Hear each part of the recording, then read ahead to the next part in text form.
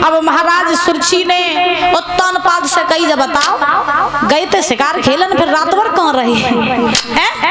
गए थे शिकार खेलने के लिए, रात भर कहाँ रहे?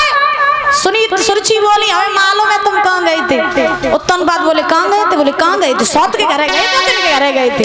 उत्तानपाद आज सुरछी बोली है कि रात राजा और कहाँ गए थे मेरे चौपट खुले के चौपट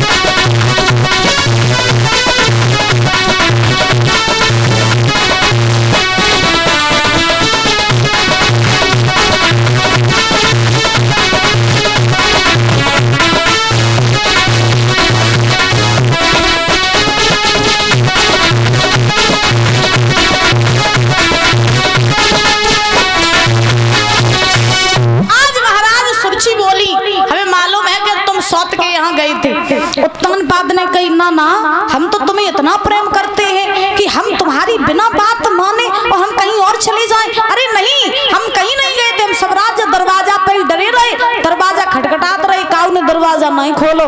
दो चार मीठी मीठी बातें करी और जो दो चार मीठी बातें करी सो सुरछी महाराज पिघल गई। आज अपने महाराज उत्तानपाद को भीतर लेकर के गई। धीरे धीरे समय बीता, जब धीरे धीरे समय बीता तो महाराज दोनों रानियों ने गर्भ धारण किया। जब दोनों रानियों ने गर्भ धारण किया तो जब दोनों रानियों के गर्भ के महाराज 9 मास पूरे हुए, महलों में सुरछी है, झोपड़ी में सुनीति रह रही है। झोपड़ी में सुनीति के गर्भ से महाराज एक बालक ने जन्म लिया और महलों में सुरछी के गर्भ से भी एक बालक ने जन्म लिया। जब महाराज दोनों रानियों के गर्भ से एक एक बालक ने जन्म लिया, किस्मत का खेल देखो कि सुरछी के गर्भ से जब बालक हुआ तो मैया के पास हजारों दास दासियां हैं, उसकी सेवा कर रही हैं। अवध के महाराज नर नारी उत्तानपाद को बधाई दे रहे हैं और इधर झोपड़ी में जब सुनीति के गर्भ से बालक ने जन्म लिया तो उस मैया के पास कोई इतना नहीं है जो उसकी कोई पीड़ा को बांट सके। सुनीति अकेले ही गीत गाए रही, अकेले ही नाच रही, अकेले ही मंगलाचार कर रही और भगवान से प्रार्थना कर रही का चंदा जैसी चांदनी अकुलाव जैसो फूल मोए राम ने दियो, मोए राम ने दियो। चंदा जैसी चांदनी अकुलाव जैसो फूल मोए राम ने दियो।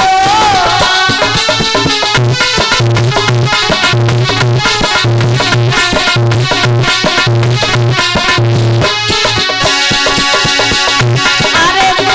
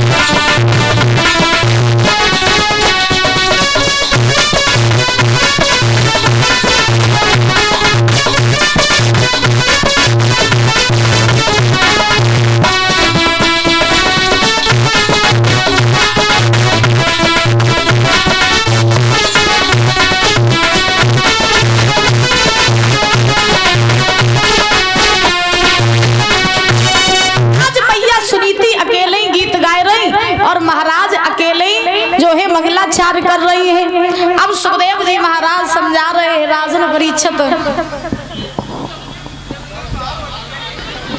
महाराज, आज मैया सुनीति खुशी मना रही है। इधर धीरे धीरे धीरे धीरे जब दोनों बालक बड़े हुए परीक्षित जी महाराज, तो जब दोनों बालक बड़े हुए तो सुनीति का जो बालक था उनका नाम पड़ा ध्रुव जी महाराज और सुरुचि का जो बालक था उसका नाम पड़ा उत्तम। बोली वृंदावन बिहारी लाल की, उत्तम नाम पड़ा। धीरे धीरे जब महाराज ध्रुव और उत्तम महाराज 5-5 साल के हुए, तो जब 5-5 साल के हुए तो दोनों बालक महाराज एक पाठशाला में पढ़ाई करने के लिए जाने लगे।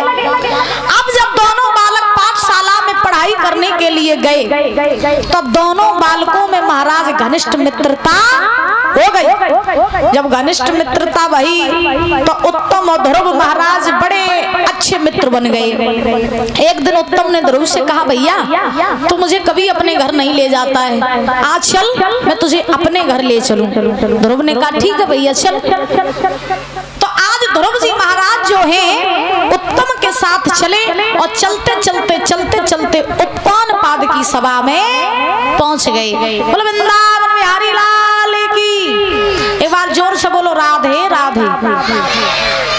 पीछे वालों की आधे आधे आवाज नहीं आ रही है, जोर से बोलो राधे राधे। अम्मा तुम तो कतई नहीं बोल रही हो, आज कहाँ बोल रही हो है? अच्छा एक बार दोनों हाथ उठाओ सीधे, सभी लोग ऊंचे ऊंचे मिल करके। अब जितनी ताकत होगा तुम मम्मी के समय उतनी ताकत बोलियो, ठीक? बोलो राधे राधे। क्या बात है, अब अच्छा लगा ना? अब जान पड़ रही यहाँ यादगढ़ी में भागवत हो रही है। आओ ताली बजा करके बोलेंगे।